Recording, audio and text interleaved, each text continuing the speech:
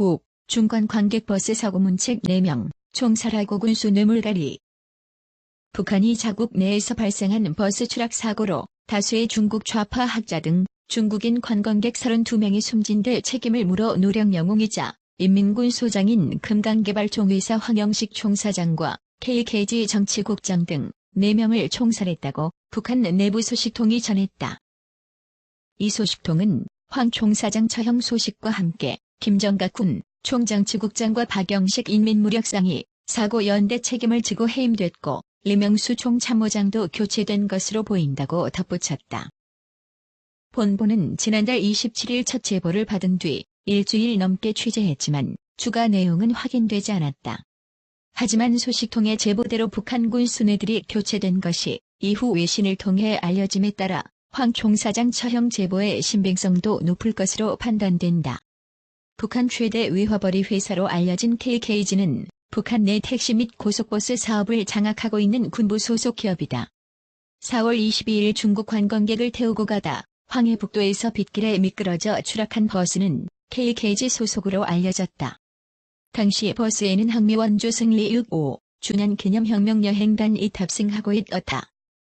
비보를 접한 김정은 국무위원장은 사고 다음날 오전 6시 평양의 중국 대사관을 위문 방문했고 25일은 평양역에 나가 중국인 시신을 실은 후송 전용 열차를 찬송하는 등 최고 수준의 예의를 표시했다.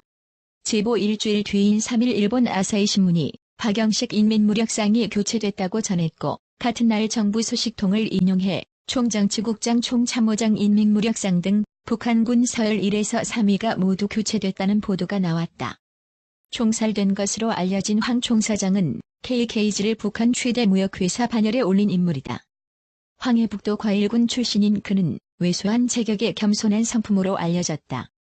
군 총정치국 소속 무역회사로 시작한 KKG는 2000년대 후반 국방위원회 산하로 옮겨가 각종 사업에 손을 뻗치며 몸집을 불렸다. 영국 파이낸셜 타임스는 2015년 6월 북한 정권이 KKG라는 이름을 내걸고 택시부터 원유 탐사까지 외화벌이를 목적으로 전 세계 다양한 사업에 손대고 있으며 경제 제재를 피해 홍콩의 비밀 합작회사를 설립해 수십억 달러를 운용하고 있다고 보도했다. 신문은 KKG의 배후엔 노동당 39호실과 홍콩 투자사인 퀸스웨이 그룹이 있다고 전했다. KKG는 원유와 고급차도 북한으로 밀반입했다. 김정은 위원장의 방탄 팬츠도 황 총사장이 해외에서 구입해 들여보냈을 가능성이 높다. 황 총사장은 외화벌이 공로를 인정받아 2008년경 북한군 소장으로 진급했고 노동당 정치국 후보위원 이상급 맡아는 2160 번호판을 붙인 최고급 외제 차량도 선물 받았다. 2010년 이후 2160 번호판은 727로 바뀌었다. 북한과의 친선을 중시하는 중국 홍색 관광객이 다수 희생된 버스 사고와 관련해 김 위원장이 군 수뇌부의 연대 책임을 물은 것은 표면적 명분일 가능성도 높다. 아사히 신문은 수뇌부 교체에 대해 북미 정상회담을 앞두고 군 내부의 외파를 기용해 혼란을 피하려는 의도가 있는 것 같다고 분석했다.